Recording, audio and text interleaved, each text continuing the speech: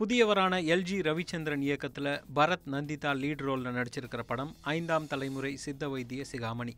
Commercial விஷயங்களோட முழு நீள comedy படமாக இது உருவாகியிருக்கு. இந்த படத்தோட இசை வெளியீட்டு விழா சமீபத்தில் நடந்துச்சு. இதில் இயக்குனர் சிகரம் கே பாலச்சந்தர் உள்ளிட்ட பிரபலங்கள் கலந்துக்கிட்டாங்க. படத்தில் நான் நந்தினி கேரக்டர் ப்ளே பண்ணியிருக்கேன். நந்தினி மதுரையில் இருக்கிற பொண்ணு, தம்பி ராமையா சாரோட பொண்ணாக நான் நடிச்சிருக்கேன். காலேஜ் போயிட்டு இருக்கிற ஒரு பொண்ணு. ஸோ அகெயின் நான் காமெடி ப்ளே பண்ணியிருக்கேன். மதுரை பேஸ்டு ஒரு ப்ராஜெக்ட். ஆக்சுவலி அகெயின் நான் மதுரையில் இருக்கிற ஒரு பொண்ணு கேரக்டர் நான் ப்ளே பண்ணியிருக்கேன். ரொம்ப இன்னோசென்ட்டான பொண்ணு. அண்ட் பார்த்தாலே இவ்வளோ இன்னோசென்ட்டான அந்த பொண்ணு, அந்த மாதிரி ஒரு கேரக்டர் நான் ப்ளே பண்ணியிருக்கேன். அண்ட் பரத்தோட காம்பினேஷன் சீன்ஸ் எல்லாம் வரும்போது இட்ஸ் லைக் போட்டி மாதிரி தான் இருந்தது. பிகாஸ் காமெடி மூவிஸ் பண்ணும்போது இந்த டைலாக் டெலிவரி அண்ட் டைமிங்ஸ் எல்லாம் ரொம்ப இம்பார்ட்டன்ட். டைலாக்ஸ் அவ்வளோ வெயிட்டேஜான டைலாக்ஸ் இருந்தது. நந்தினி கேரக்டர் ஒன்ஸ் அகெயின் ஒரு பெஸ்ட் கேரக்டர் அப்படின்னு நான் சொல்கிறேன். ரொம்ப ஒரு எக்ஸைட்டிங்கான ஃபிலிம் என் கெரியரில். ஏன்னா ஃபஸ்ட் திங் என்னோட 25th ஃபிலிம். என்ன பண்ணணும்னு நினச்சிட்டு இருக்கிற டயத்தில் எனக்கு கரெக்டாக அந்த ஸ்கிரிப்ட் லாக் ஆச்சு. Director LG Ravichandran, Boopathi பாண்டியனோட associate. திருவிழாடல் ஆரம்பமில் Boopathi பாண்டியனோட என்ன நகாசுகள்லாம் இருக்குமோ அந்த மாதிரி கம்ப்ளீட்டாக ஒரு நக்கல் நையாண்டியோட எல்லா விஷயங்களுமே இந்த படத்தில் இருக்கும். ஒரு பெரிய காஸ்டிங் இந்த ஃபிலிம். நான், நந்திதா, தம்பி ராமையன் கெரியரில் இந்த ஃபிலிம் ஒரு மிகப்பெரிய ஃபிலிமாக இருக்கும். ஏன்னா ஒரு த்ரூ அவுட் ஒரு கேரக்டர் அந்த ஃபிலிமில் பண்ணியிருக்காரு. Plus comedy. So plus Simon music.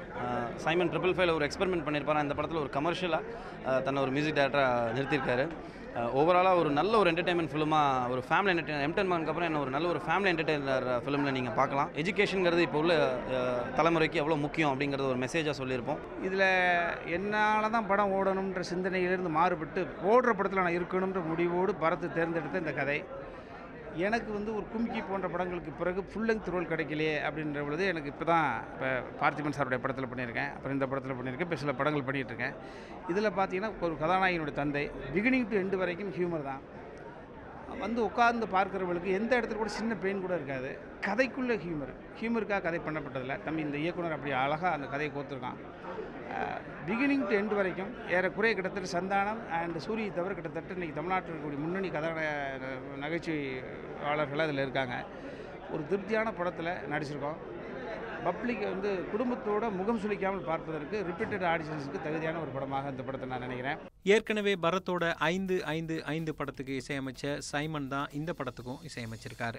ஆக்சுவலாக பார்த்தீங்கன்னா இந்த மாதிரி ஒரு படம் பண்ணணும் அப்படின்றது எனக்கு ரொம்ப நாளாக ஒரு ட்ரீம் மாதிரி இருந்துச்சு. ஏன்னா ஒரு கமர்ஷியல் படம், ஒரு காமெடி படம், ஒரு ஃபேமிலி என்டர்டெய்னர் பண்ணணும் அப்படின்றது எனக்கு ரொம்ப ஆசை. அந்த ஆசை இந்த படம் மூலமாக எனக்கு நிறைவேறி இருக்குது. ரவிச்சந்தர் சார் ஆக்சுவலாக பார்த்தீங்கன்னா அந்த ஸ்கிரிப்ட் சொல்கிறப்பயே அந்த ரூமில் 2 பேரும் உழுந்து சிரிச்சிட்டு இருந்தோம். அதுதான் உண்மை. அங்கே வெளியே இருக்கவங்களுக்கு என்னன்னே தெரியல. ஏன்னா அவ்வளோ காமெடி. அவர் பேசுகிறதே பார்த்திங்கன்னா அவ்வளோ காமெடியாக பேசுவார். அண்ட் படம் ரீ ரெக்கார்டிங் பண்ணுறப்பையும் பார்த்திங்கன்னா எங்களுக்கு படம் மியூசிக் பண்ணுறதோட சிரிப்பு தான் அதிகமாக வருது. ஏன்னா ஒரு சீனும் அந்த மாதிரி இருக்குது படத்தில். 5 சாங்ஸ் இந்த படத்தில். படத்தோட இதோட ஸ்பெஷாலிட்டி பார்த்திங்கன்னா விஜயானி சார் ஃபர்ஸ்ட் டைம் ஒரு ஃபுல் லென்த் சாங் பாடியிருக்காரு. விஜயானி சார், சுனிதி சௌஹான் அவங்க சேர்ந்து பாடியிருக்காங்க. அதே மாதிரி விஜய் பிரகாஷ், ரம்யா ஒரு மெலடி சாங் பாடியிருக்காங்க. யுகபாரதி சார் எல்லா சாங்கும் எழுதியிருக்காரு. கானா பாலா சார் ஒரு சாங் எழுதி பாடியிருக்காரு. ஃபர்ஸ்ட் டைம் காங்கோவில் எபாமா ஜோ அப்படின்னு ஒரு ரேப்பர் இன்ட்ரடியூஸ் பண்ணியிருக்கோம். ஒரு ஆஃப்ரோ லாட்டின் ஃபியூஷனோட ஒரு புது சாங் பண்ணியிருக்கோம்.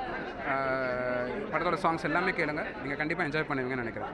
இந்த படத்தோட கதை முழுக்க காமெடிக்கு முக்கியத்துவம் கொடுத்து காமெடியாக இந்த படத்தை பண்ணுங்கிற மாதிரி அந்த படத்தோட கதையை நான் அமைச்சிருக்கேன். கவிதாலயாவில் அந்த கதையை சொல்லும்போது இந்த கதையை கேட்ட மாத்திரத்தில் எந்த ஒரு கரெக்ஷனும் சொல்லாமல் உடனே ஷூட்டிங் போக சொன்னாங்க. அதே மாதிரி அன்றைக்கி படம் முடிஞ்சிடுச்சு. மிகப்பெரிய ஒரு காமெடி ஒரு திருவிழா மாதிரி இந்த படத்தை நாங்கள் உருவாக்கியிருக்கோம். இந்த படத்தோட கதையோட பேக்ட்ராப் சித்த மருத்துவங்கிறதுனால பழனி, திண்டுக்கல் அந்த சைடு முழுக்க வெளியூர்லேயே போய் இந்த படத்தை நாங்கள் தங்கி எடுத்துகிட்டு வந்தோம். இந்த படத்தில் கமர்ஷியல் ஐட்டம் பார்த்திங்கன்னா எல்லாமே இருக்கும். Fight, song. இப்போ கானாபாலா சாங்லாம் பார்த்திங்கன்னா ரொம்ப பெரிய ஹிட் ஆகும். அந்தளவுக்குலாம் அந்த சாங் அமைஞ்சிருக்கு.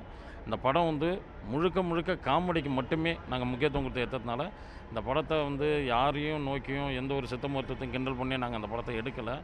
முழுக்க என்டர்டைன்மெண்ட்டான ஒரு படம் இது. பரத்தோட இன்னொரு டைமென்ஷன் இந்த படத்தில் தெரியும். இந்த படத்தை பாலச்சந்தரோட வாரிசு புஷ்பா கந்தசாமியும் பாலச்சந்தரோட உதவியாளர் மோகனும் இணைஞ்சு தயாரிச்சிருக்காங்க.